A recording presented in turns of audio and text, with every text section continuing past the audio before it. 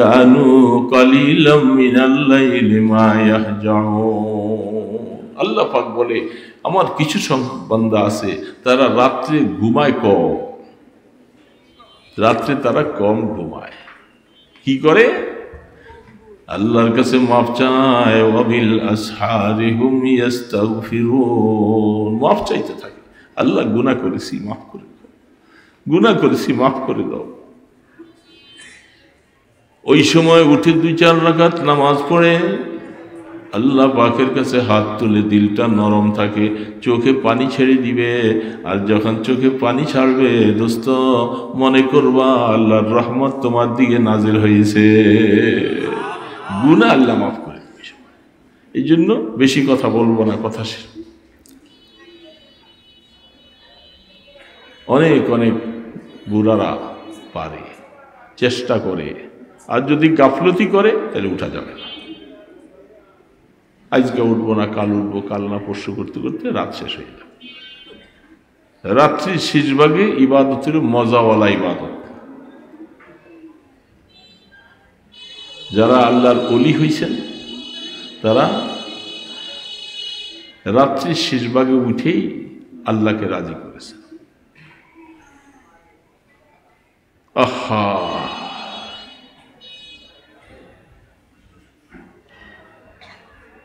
আল্লাহু আকবার। আল্লাহর আরিফ আল্লামা Jalaluddin Rumi রহমতুল্লাহ বলে, রিশতায়ে মা গর্দানামা আফগান্দা দোস্ত, ওজন কত তার শেরের। রিশতায়ে মা গর্দানামা আফগান্দা দোস্ত, মাবুমি বুরাদ হর যাকে খাতর খায়ো।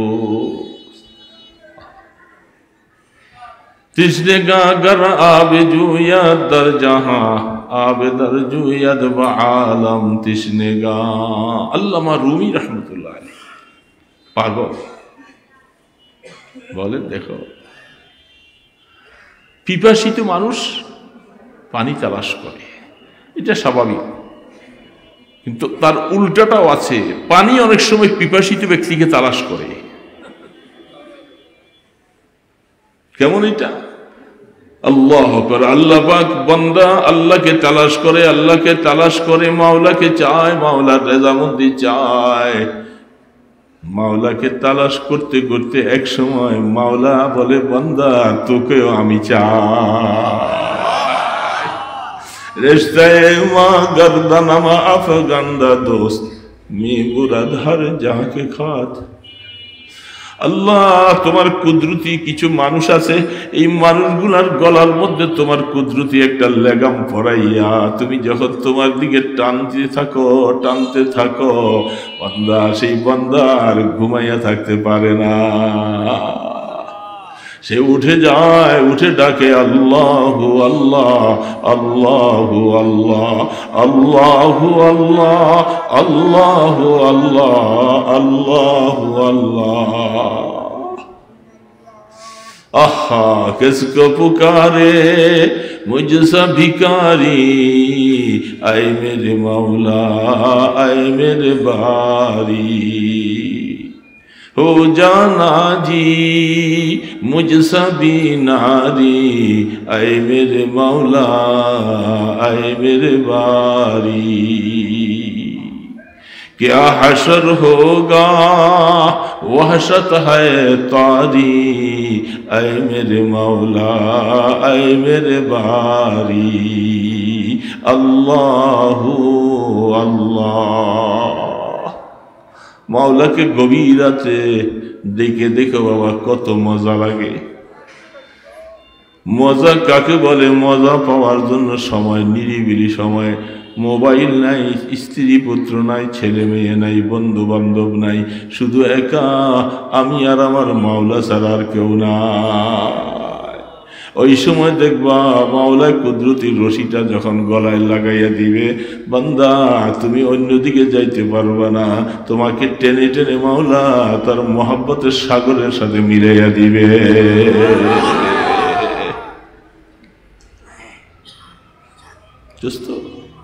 আল্লাহর মহব্বত অন্তর, এটা সবচেয়ে বড় জিনিস। আল্লাহকে মহব্বত করব না, রাস্তায় গাড়িতে চলায় ফেরায় সব সময় নিরিবিলি, সময় যেন আমার বেকার না যায়, আমার সময় যেন নষ্ট না হয়। কত সময় অযথা চলে যায়, গল্প গুজবে চলে যায়, মোবাইল দেখতে দেখতে চলে যায়। না দোস্ত, এটা হায়াতের একটা অংশ। এটা সম্পর্ক আল্লাহর কাছে আমাকে জবাব দিতে হবে। আমি এই সময়টা কোথায় কাটাইলাম, কোথায় কাটাইলাম?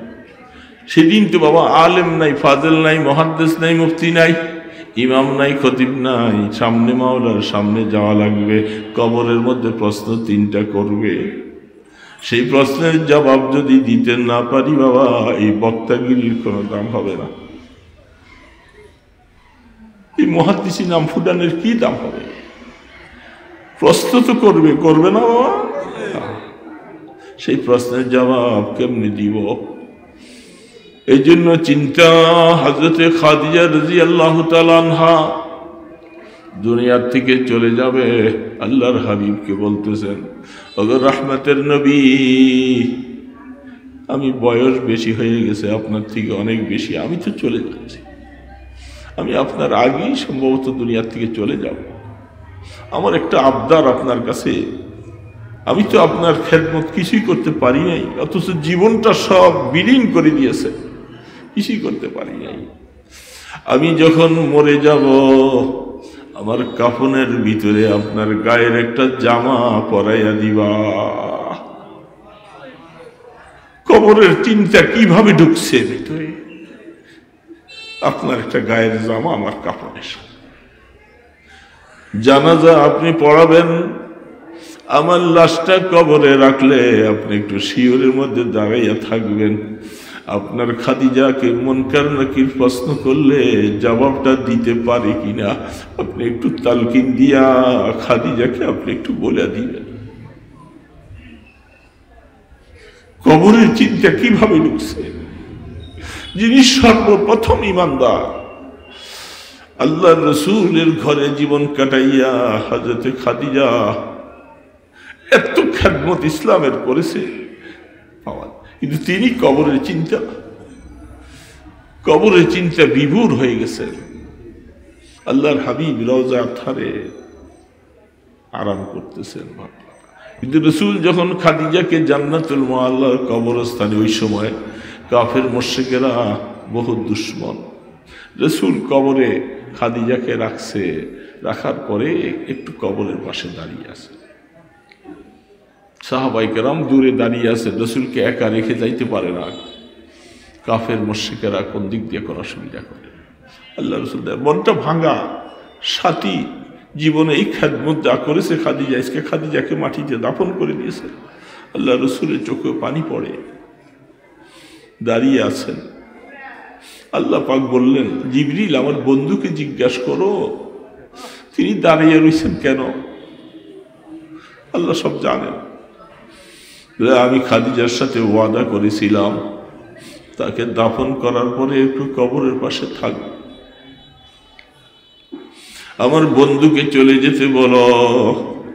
খাদিজার প্রশ্নের জবাব দেওয়ার জন্য তাকে দাঁড়াইয়া থাকা লাগবে না। খাদিজার প্রশ্নের জবাব তো আমি আল্লাহ দিয়ে দিব। যে খাদিজা ইসলামের জন্য, দ্বীনের জন্য সারাটা জীবন বিসর্জন করে দিয়েছে। কবরের চিন্তা কিভাবে ঢুকছে রে বাবা? সেখানে কিসের মুহাদ্দিস, মুফতি, বক্তা? আমাদের কি হালাত, কি নিয়ে কবর দিকে যাওয়া শুরু করেছি। কবর যে কি হবে বাবা, কবর কি হবে? যদি দোস্ত কবরের চিন্তা ঢোকা লাগবে। হায়াত কতদিন আছে জানি না, কমপক্ষে আল্লাহ যেন ওই সময় কবরের ডাক দেয়, গুনাহ দুনিয়া আল্লাহ মাফ করাইয়া কবরের ডাক দেয়। যখন আল্লাহর কাছে যাওয়ার মতো অবস্থা হয়ে যায়, উখরুজি রাদিয়াতাম মারদিয়া, উখরুজি রাদিয়াতাম মারদিয়া ইলা রাব্বিকা রাহিল্লাহ। আল্লাহ পাক যদি এই কথাটা বলার পরে আজরাইল আলাইহিস সালাম রূহটা নেয়, তাহলে আখিরাতের হায়াতটা দামি হবে। আর যদি আল্লাহ পাক নারাজ হয়ে যায়, আল্লাহ যদি নারাজ হয়ে যায় দোস্ত, কি হবে? বাড়ি গাড়ি কিছুই হবে না, সব শেষ হয়ে যাবে। এই জন্য বড় মানুষ দুনিয়ার থেকে চলে গেছেন, আপনাদের হযরত কদর করবেন, হযরতের মহব্বত ভালোবাসা, হযরতের মাদ্রাসাকে ভালোবাসবেন, হযরতের রেখে যাওয়া সব জিনিসগুলোকে ভালোবাসবেন, মহব্বত করবেন, তাহলে রুহানি দোয়া পাওয়া যাবে, রুহানি দোয়া পাওয়া। এই জন্য এটা উঠাও দেখি, ঠান্ডা ঠান্ডা বেশিক্ষণ লাগবে না, ওই শুধু আর মুখটা গলাটা ভিজাবো, হয়েছে, ঠিক আছে।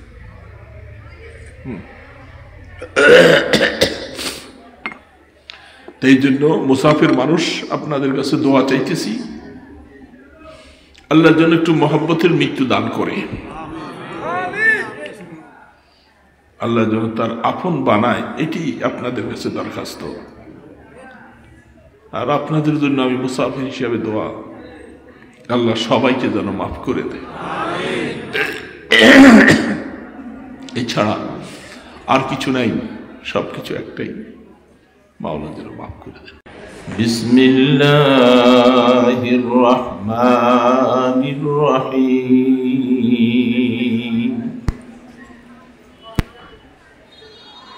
وأما من خاف مقام ربه ونهى النفس عن الهوى فإن الجنة هي المأوى. قال رسول الله صلى الله عليه وسلم اللهم ارزقني عينين هطالتين تسقيان القلب بذروب الدم من خشيتك قبل أن تكون الدموع دمعا والأدراس جمرا أو كما قال النبي عليه الصلاة والسلام. تو محبت شت مدینہ والا روپر درود و سلام پاٹ کری.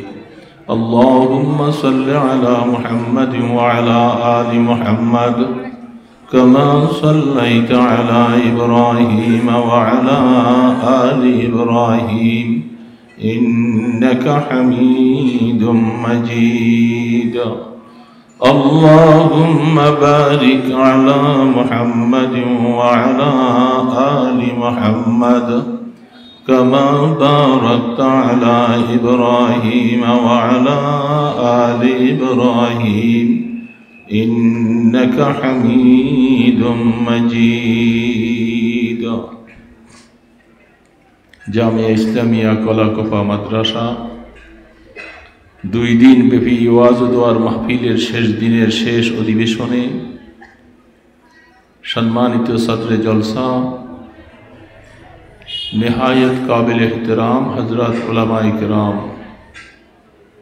মুরব্বিয়ান নিজাম, দিনদার নেককার মুসলমান ভাইয়েরা, সর্বপ্রথম রব্বুল ইজ্জতের দরবারে কালিমাতুল শুকর আদায় করছি, যিনি আমার মতো একজন নগণ্য নালায়েককে সফর করাইয়া আপনাদের সামনে বসাইয়া আপনাদেরকে সালাম দিয়ে কিছু দোয়া নেবার তৌফিক দান করলেন। সেই রব্বুল ইজ্জতের দরবারে অন্তর থেকে শুকর জানাচ্ছি, আলহামদুলিল্লাহ।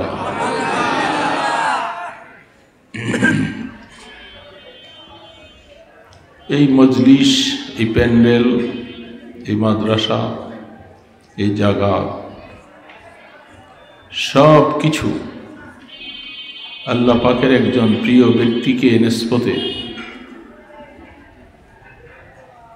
আজ যা দেখতেছি সব কিছুর পিছনে অবদান যিনি চলে গেছেন আমাদের থেকে দীর্ঘ বৎসর আগে। কলাকফার হযরত মশহুর মানুষ ছিলেন, আল্লাহওয়ালা ছিলেন। আল্লাহওয়ালার কারণে আসলে আশা বসা। নিসবত অনেক আলা, কিন্তু হাল খারাপ। মকিনের শরাফতের কারণে মকান শরাফত বলা হয়। ব্যক্তির কারণে জায়গা দামি হয়।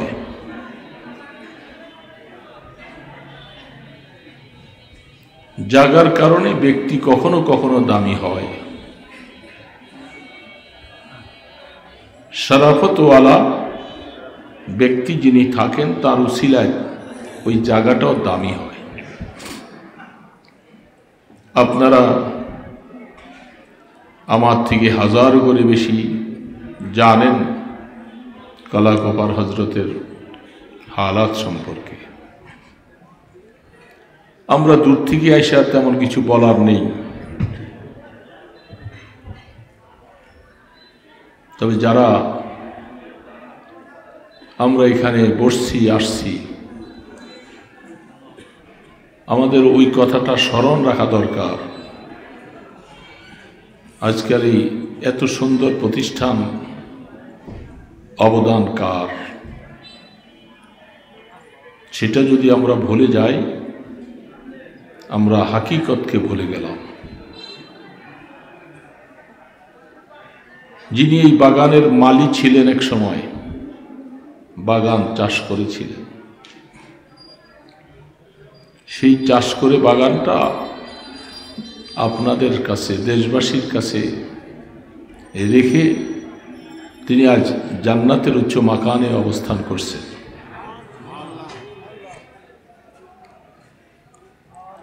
যেন মকিনের শরাফতের দ্বারা মকান শরাফত বলা হয়। আল্লাহ ওয়ালাদের গ্রান নাকে লাগে। নাকটা তো সেরকম বানাতে পারি নাই। যদি নাক তৈরি হয়, আল্লাহ ওয়ালাদের গ্রান পাওয়া যায়। নবী করিম সাল্লাল্লাহু আলাইহি ওয়াসাল্লাম তিনি একবার বলছিলেন,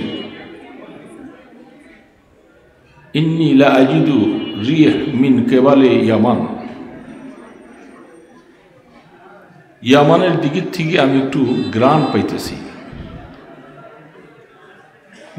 ইয়ামানের মধ্যে আমার একজন আশিক উম্মত সেখানে বাস করে, সেখান থেকে আমি কিছু গ্রান পাচ্ছি। সে আশিক উম্মত আল্লাহর হাবিবের সাথে সরাসরি সাক্ষাৎ করতে পারেননি। মুসলিম শরীফের মধ্যে হাদিসটুকু আসছে। শুধু একটাই ওজর, তিনি মার খেদমত করে রাসূলের সাথে সাক্ষাৎ করতে পারেন, যাকে ওয়াইসুল করনি বলা হয়। সেই ওয়াইসুল করনি রাহমাতুল্লাহ আলাইহি, আল্লাহ রসুল তাকে অত্যন্ত ভালোবাসতেন, সে রসুলকে অত্যন্ত ভালোবাসতেন। কেন সাক্ষাৎ করতে পারেন নাই সেগুলি অনেক কথা। এই জন্য রসুল বলেন যে আমি ইয়ামানের দিক থেকে গ্রান পাই, সেখানে আমার আশিক। বলে গেছেন ওমর,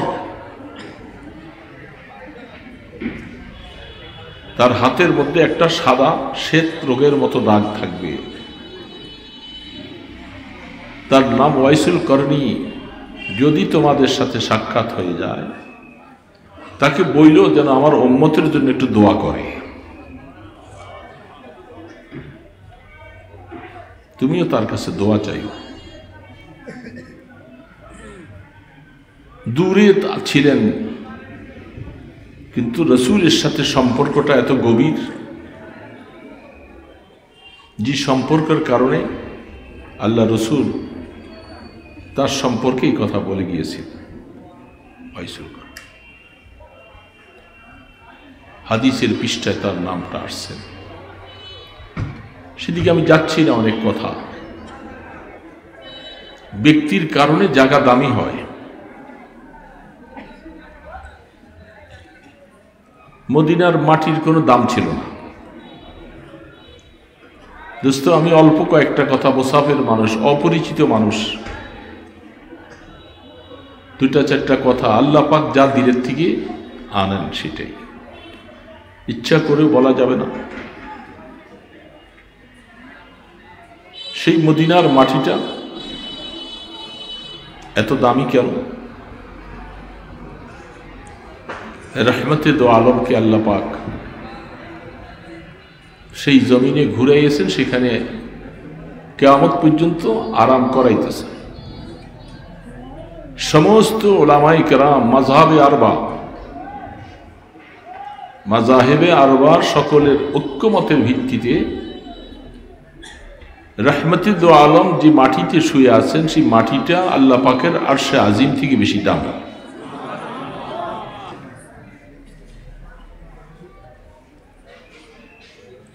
দীর্ঘ সময় আমরা আলোচনা শুনতে শুনতে আমরা সব তিক্ত হয়ে গেছি, ক্লান্ত হয়ে গেছি, যার কারণে আমাদের সুবহানাল্লাহটা বলতে অনেক কষ্ট হয়েছে।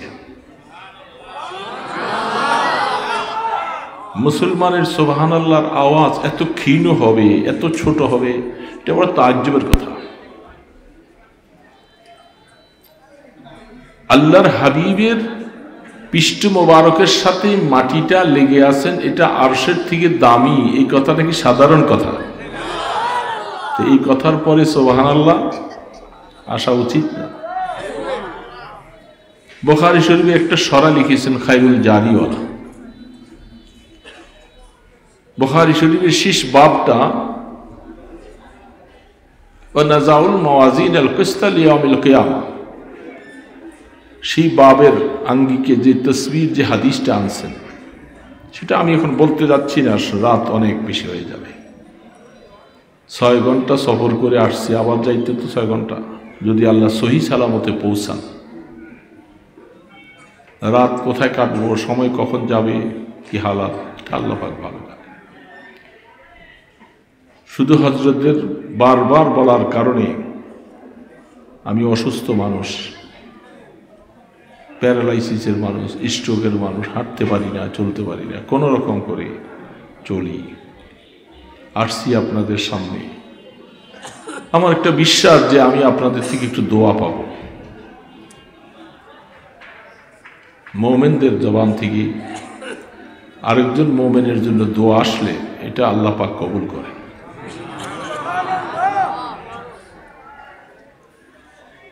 তো আল্লাহর হাবিব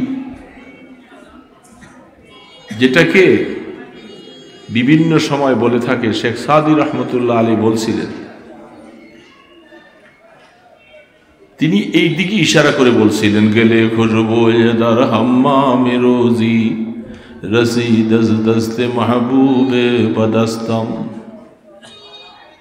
বগুফতামন গেলে নাচি যে বুদাম ওয়ালেকিন মুদ্দতে বাগুল নেশাস্তম জমালে হাম নশি দরমন আসর কর ওগর নামন হামা খাকম কি হস্তম।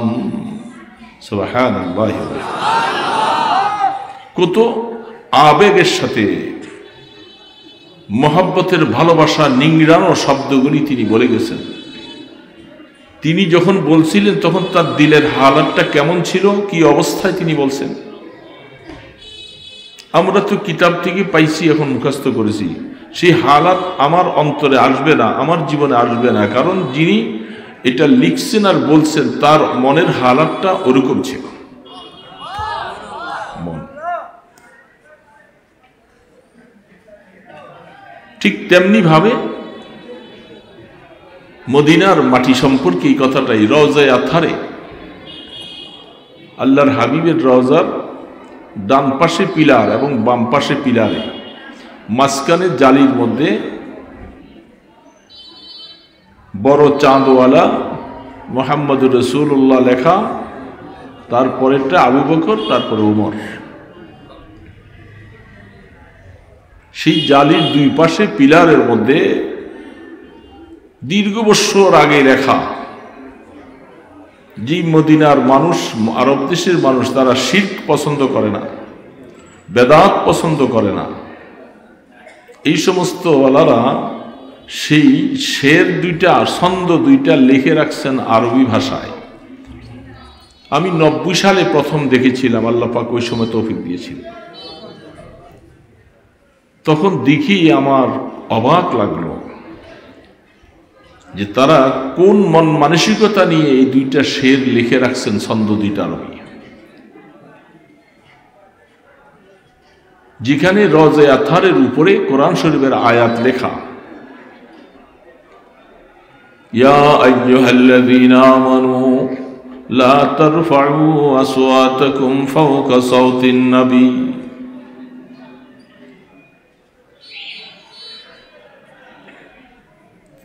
পাশে লেখা ইন্নাল্লাযীনা ইয়াগুদ্দুনা আসওয়াতাহুম ইনদা রাসূলিল্লাহ উলাইকাল্লাযীনা ইমতাহানাল্লাহু কুলুবাহুম লিত্তাকওয়া। এগুলির অনেক জামে মানে তাকরীর লিখেছেন আল্লামা রুহুল মানিওয়ালা। তিনি তো মারিফতওয়ালা মানুষ, সর্বশেষ তাফসীর যার রুহুল মানিওয়ালা। দেখবেন যে সেখানে কি আনোখা কি লেখাটা লিখছেন। এই আয়াতগুলি লিখছেন রওজা আতহারের উপরে কেন লিখে রাখছেন? রওজার শান বয়ান করতেছেন। রাসূল যেন এখনো মদিনা শরীফে মেহরাবে বসা এই অবস্থায় যেরকম তার শান, ইজ্জত, কদর, আদব, ঠিক কবরের মধ্যে আরাম করতেছেন, এখনো ঠিক হুবহু তাই রাখতে হবে। চুল পরিমাণ আদবের খেলাপ করা যাবে না।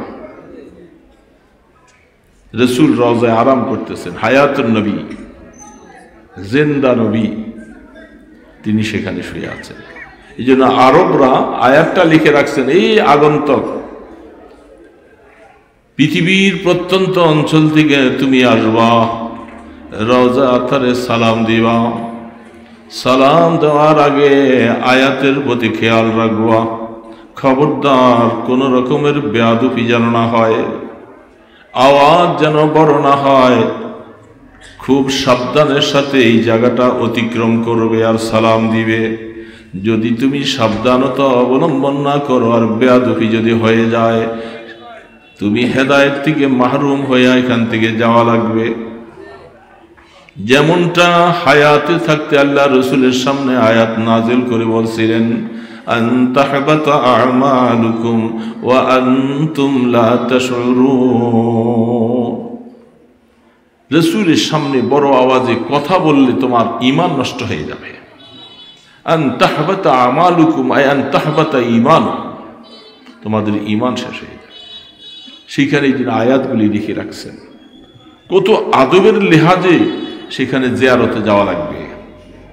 কিন্তু আফসোস হলো উম্মতে মুসলিমার মধ্যে কিছু সংখ্যক ছাড়া বাকি ওয়ালাদের কাছে সেই আদবের কোনো লেহাজ নেই। তারা মনে করছেন রসুলকে তো দেখা যায় না, রসুল এখানে নাই, কি অবস্থায় আছে, আমি আসছি সালাম দিতে। পাগলের মতো, উন্মাদের মতো এদিক সেদিক চুকিমুখি চাই আর সালাম একটা দিয়ে চলে আসলো। কিন্তু এই সালামের ওজন নাই, যে ওজন নিয়ে সালাম দেওয়া দরকার ছিল সেখানে। যে আকাবিরিনরা সেই রওজার সামনে যাইবার সময় পা দুইটাকে পিছনে রেখে আপুর কাইরা হামাগুড়ি দিয়ে দিয়ে সামনে গেছে, পা সামনে দিয়ে যাওয়ার সাহস পায় নাই। কারণ আমি পা সামনে দিয়ে চলবো আর আল্লাহ রসুল কয়েক গজ নিচে হায়াতুন নবী দেখে আছে আমার দিকে, আমার সালাম শুনতেছেন। সেইখানে কত আদব রক্ষা করতে হবে, খুব সাবধানের সাথে জুতাগুলোকে এক পাশে দূরে রাইখা খুব সাবধানের সাথে মাথা নিচু করে রওজার সামনে যাইয়া শুধু মিডিয়াম আওয়াজে সালামটুকু দিব। আর খেয়াল এতটুকু আসবে যে আল্লাহ রসুল এখানে শুয়ে আছেন, বেশি দূর নয়। হায়াতুন নবী, আজ যদি আমি রসুলের সামনে হায়াতে যাইতাম তখন সেখানে সাহাবায়ে কেরাম কি আদবের লেহাজটা করেছিলেন, সেটার যদি ব্যতিক্রম ঘটে তাহলে আমি সেখানে যাওয়া না যাওয়া সমান।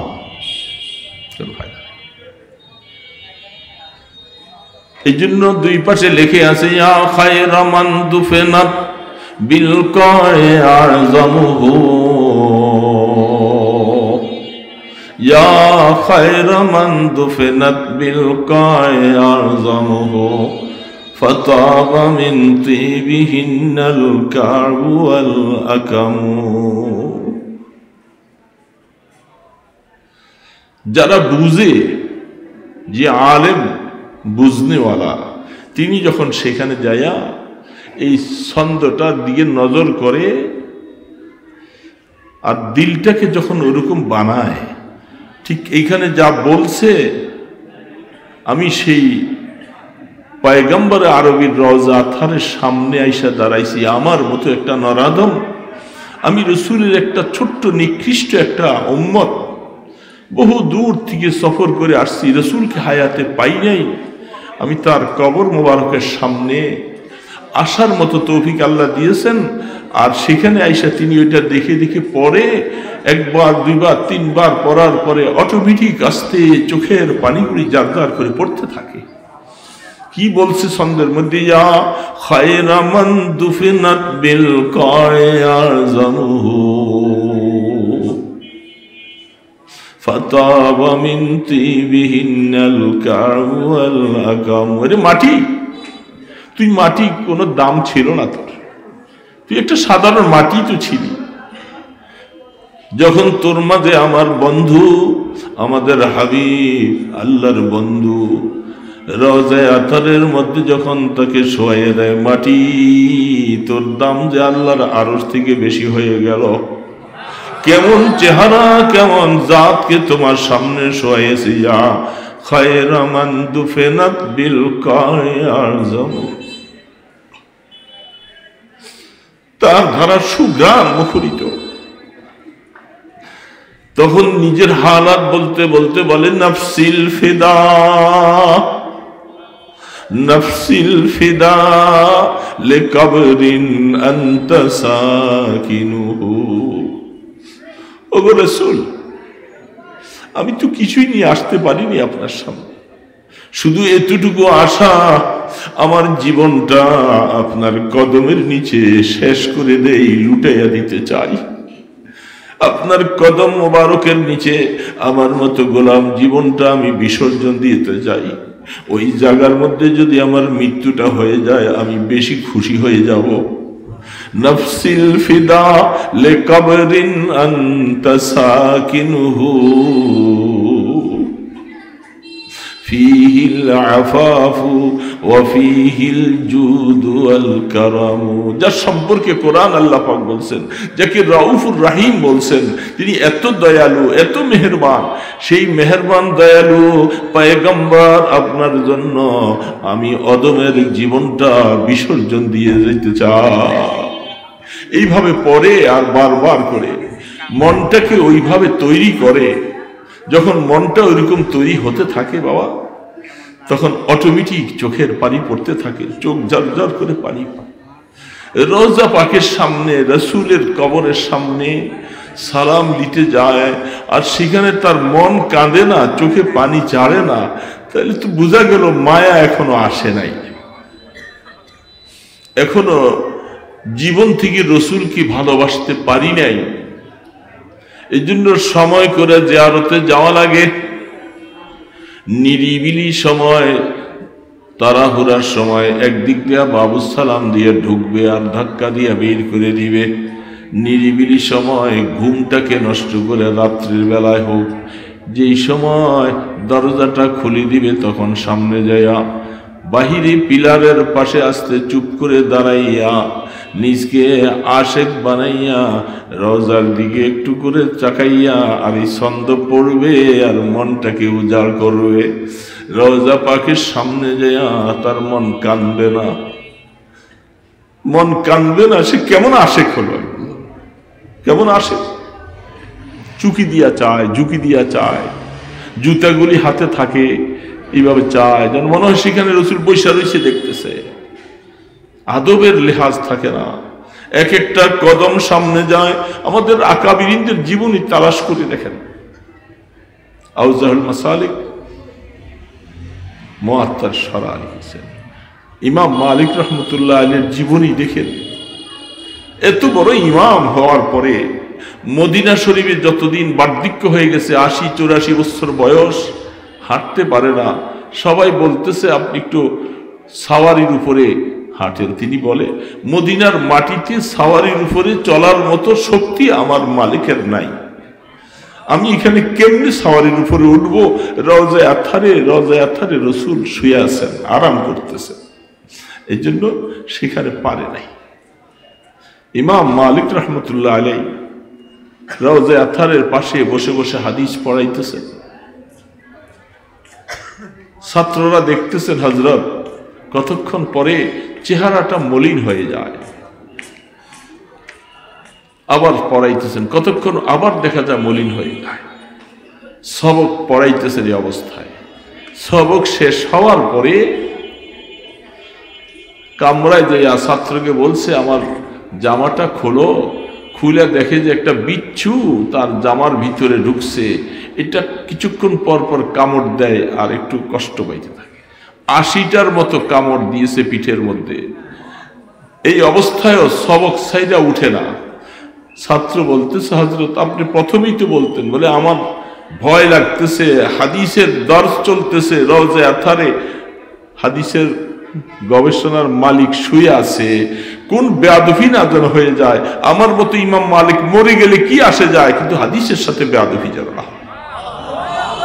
কি বাবা, জিন্দিগির হালাতটা কি ছিল, কি ছিল তাদের? আল্লাহ রাসূলের আজমত আর বরত্ব দিনের মধ্যে এমন ছিল। আমরা সেই তো অবস্থা। এই জন্য মকিনের শরাফতের দ্বারা মকান শরাফত বলা হয়। যিনি মেহনত করে হুসাইন আহমদ মাদানী রহমতুল্লাহ আলীর সাথে শিষ্যত্ব করে জীবনটাকে এইভাবে করে, যিনি আজকে এখানে বাগান মেরাইয়া আরামে শুয়ে আছে, আমাদের কাছে তো এটার কোনো কদর নাই। সেই ব্যক্তি কি ছিল তার হালাত সম্পর্কে আমাদের কাছে মকিনের শরাফতের দ্বারা মাকান শরাফত। দোস্ত, এই যে জায়গাটার মধ্যে বসছেন আপনারা, আমি আপনাদেরকে বলছি সামনে আগেয়া বসেন। প্রত্যেকটা জায়গা আমার আমলের শাহাদত দিবে, সাক্ষী দিবে যে আমি অমুক জায়গায় বসে বসে দ্বীনের কথা শুনছিলাম, তেলাওয়াত করেছিলাম, তাসবিহ পড়েছিলাম, সুবহানাল্লাহ পড়েছি। এই জমিনটা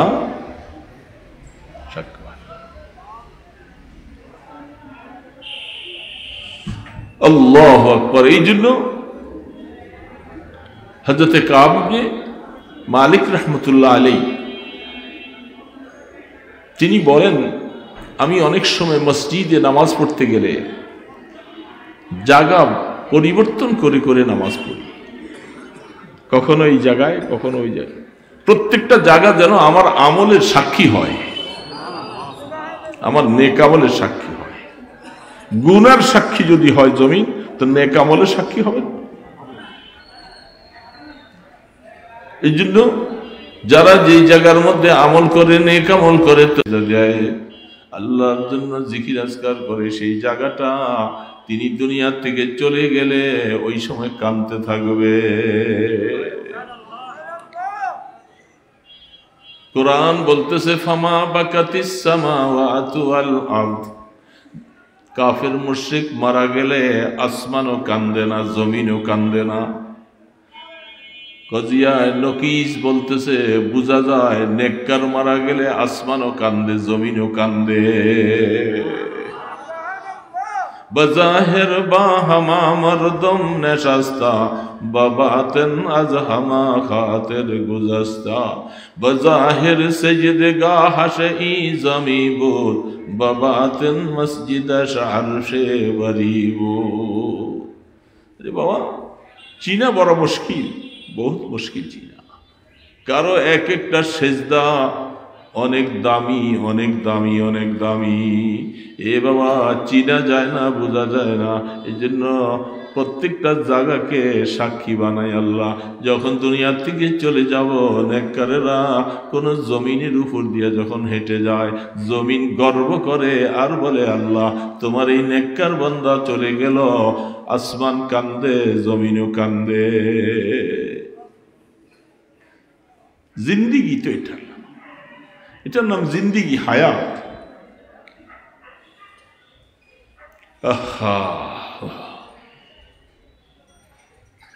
अब है जुस्तजो बहर इश्क की किनारा की, बस उसमें डूब ही जाना है, बस तुम्हें पार हो जाना।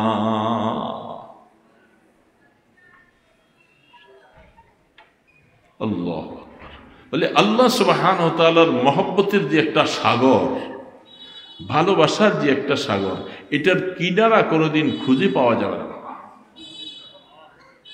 এটার কিনারা নাই। মহব্বতের প্রথম স্তর দখল করেছেন মুহাম্মাদুর রাসূলুল্লাহ সাল্লাল্লাহু আলাইহি সাল্লাম। আল্লাহ পাকের সাথে প্রেমের সম্পর্ক যা যা হওয়া দরকার, প্রথম মহব্বতের সাগরে ডুব দিয়েছেন আল্লাহর বন্ধু নিজে। এত প্রেম আর এত ভালোবাসা হওয়ার পরেও বলে, আল্লাহুম্মা লা উসি সানান আলাইকা আনতা কামা আসনাইতা আলা নাফসিক। আল্লাহ, আমি আপনার তেমন কিছুই প্রশংসা করতে পারলাম না, আপনার সিফাখানি করতে পারলাম না। রসূল বলতেছে, আপনার প্রশংসার জন্য আপনি নিজেই যথেষ্ট। এই জন্য আল্লাহ, আমি যা কিছু করলাম এটা আমার শান হিসাবে আমি করেছি, আপনার শান হিসাবে করতে পারি নাই। দোস্ত, রসূল বলতেছে ঠিক মহাব্বতের সাগরে ডুব দেনওয়ালা প্রথম ব্যক্তি আল্লাহ রসূল। এটার মধ্যে কিয়ামত পর্যন্ত আনেওয়ালা কাসেম নানতবী, হাজী ইমদাদুল্লাহ মুহাজিরে মক্কি, খলিল আহমদ চাহারানপুরি রহমতুল্লাহ আলাই, রশিদ আহমদ গাঙ্গুহি, হুসাইন আহমদ মদনী, এই ধরনের যত বড় বড় আকাবিরিনরা আমাদের দেশের মধ্য থেকেও যারা দুনিয়া থেকে চলে গেছে, তারা আল্লাহর মহাব্বতের সাগরে ডুব দিয়েছে, কিনারা খুঁজে পায় না। अब है जुस्तजो बहर इश्क की किनारा की, बस उसमें डूब ही जाना है, बस तुम्हें पार हो जाना। जिंदगी मोहब्बतेर सागरे डुबाइया दिते हबे, निरिबिली बसे बसे डाकते हबे, ला इलाहा इल्लाल्लाह, ला इलाहा इल्लाल्लाह, ला इलाहा इल्लाल्लाह मुहम्मदुर রাসূলুল্লাহ। বাবা, মহব্বত তো এটা ভিন্ন একটা মাসালা। ইবাদত করার পরে যদি মহব্বত ছাড়া ইবাদত হয়, এটা শুকনা শুকনা হবে। শুকনা জিনিসের মধ্যে কোনো কিছু ভিজে না। মহব্বতওয়ালা সেজদা হবে, মহব্বতওয়ালা তেলাওয়াত হবে, মহব্বতওয়ালা জিকির হবে। যখন আল্লাহর মহব্বত দিলের মধ্যে যত বেশি আসবে, তখন তার ভয়ও দিলের মধ্যে ঢুকবে। ওয়া আম্মা মান খাফা মাকামা রাব্বিহি, আল্লাহু আকবার। আল্লাহ এই জন্য বলছেন, আমার কাছে আসতে হবে, আমার সামনে তোমার হিসাব দিতে হবে। আমি আল্লাহ সেদিন কাজিউল কুজাত হব। আমি যখন আরশে আজিমের মধ্যে বসে হিসাবের জন্য বসবো, উম্মত, এ আমার বান্দা আশা লাগবে আমার কাছে, কি হিসাব দিবা? এই কথাটা মনে রেখা যদি হায়াতটা কাটাইতে পারো, দেখবা আল্লাহর মহব্বত দিলের মধ্যে ঢুকতে থাকবে। আল্লাহ পাকের ভয় অন্তরে আসবে, নামাজ ছুটে যাবে, গুনাহগার করবে, বেগানা নারী দেখলে চোখ উঠাবে, বসে বসে আরেকজনের নামে গীবত করবে, মিথ্যা কথা বলবে। আল্লাহর ভয় দিলে থাকলে এটা কোনোভাবে সম্ভব না, কোনোভাবে সম্ভব না। যখন এই অন্যায় কাজের দিকে নজর যাবে, সাথে সাথে খেয়াল হবে আমার আল্লাহ দেখে। কেউ নাই, কেউ খবর রাখে না, আমার মাওলা খবর রাখেন। আমি মাওলার কাছে যাব, কি নিয়ে যাব, কিভাবে মুখটা দেখাবো সেদিন। এই কথা যখন মনে আসবে, ওয়া আম্মা মান খাফা মাকামা রাব্বিহি ওয়া নাহান নাফসা আনিল হাওয়া, তখনই খায়সাতে নফসের থেকে নিজকে বাঁচানো সহজ হবে। যদি আল্লাহর ভয় আর আল্লাহর মহব্বত দুইটা একসাথে থাকে, তখন খায়সাতে নফসানি তাকে ধোঁকা দিতে পারবে। দোস্ত, কথা বলবো না, বেশি রাত অনেক হয়ে গেছে। আল্লাহ পাকের ভয় অন্তরে আনতে হবে। বিকল্প কোনো পথ নাই, কোনো পথ নাই, যাওয়া তো লাগবে। এটার মধ্যে কোন রকমের দুই নম্বরই আছে? যাওয়া যাওয়া যেহেতু লাগবে, কি নিয়ে যাব আর কেমনে থাকবো সেখানে, এই কথাটা মনে রাখতে হবে। আকসিরু যিকরা হাযিমিল লাযযাতিল মাউত, আল্লাহ রাসূল বারবার বলছে, উম্মত, মৌতের নামে যেটা তোমার সমস্ত স্বাদগুলাকে ধ্বংস করে দিবে, ওটাকে বারবার করে মনে করো, বারবার মনে করো। হায় মৌত, হায় মৌত, মৃত্যু, কেমনে মৃত্যু হবে, কবরে কেমনে পানি দিব, সেখানে থাকবো কি করে। এই কথা যত বারবার চিন্তা করবা, তত দেখবা আল্লাহর সাথে মহব্বত, ভালোবাসা বেশি হবে। আর তো বাবা দোস্ত, নিরিবিলি আল্লাহর সাথে মহব্বত করা, এই এত বড় রাত, আমাদের রাতগুলি শেষ হয়ে যায়, গাফেলের মতো শুয়ে থাকে। ইচ্ছা করলে রাত্রে 4টা বাজে উঠা যায়। শীত তো মাত্র শুরু হয়েছে, আরো বেশি শীত হলে তো ফজরও কাজা হয়ে যাবে। এত আরামের বিছনার মধ্যে থেকে উঠি কেমনে, আরামের বিছনা ফেলে উঠি কেমনে। যখন কবরের চিন্তা অন্তরে ঢুকবে, সেখানে তোষক নাই, লেপ নাই, সেইখানে আমি কেমনে থাকবো, এই কথা মনে হলে রাত্রে উঠা সহজ হবে। আস্তাগফিরুল্লাহাল্লাযী লা ইলাহা ইল্লা হুয়াল হাইয়ুল কাইয়্যুম,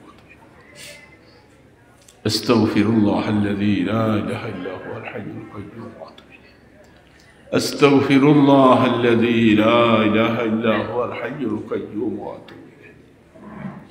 لا حول ولا قوة إلا بالله العلي العظيم، لا حول ولا قوة إلا بالله العلي العظيم. اللهم صل على محمد وعلى آله وأصحابه وبارك وسلم. اللهم صل على محمد وعلى آله وأصحابه وبارك وسلم. اللهم صل على محمد وعلى آله وأصحابه وبارك وسلم. الحمد لله رب العالمين، الحمد لله رب العالمين. اللهم لك الحمد كله ولك الشكر كله ولك الخلق كله ولك الملك كله، بيدك الخير كله، أسألك الخير كله، أعوذ بك من شر كله. اللهم إنك عفو كريم تحب العفو فاعف. يا حي يا قيوم، يا حي يا قيوم، يا حي يا قيوم، برحمتك نستغيث، برحمتك نستغيث، أصلح لنا شأننا كله ولا تكلنا إلى أنفسنا طرفة عين. اللهم لا أحصي ثناء عليك أنت كما أثنيت على نفسك. اللهم آت نفسي تقواها، أنت خير من زكاها، أنت وليها ومولاها. فاطر السماوات والأرض، أنت وليي، أنت وليي، أنت وليي في الدنيا والآخرة. توفني مسلما، توفني مسلما، وألحقني بالصالحين. مولاي كريم, বহু নেক জায়গা তোমার প্রিয় বান্দা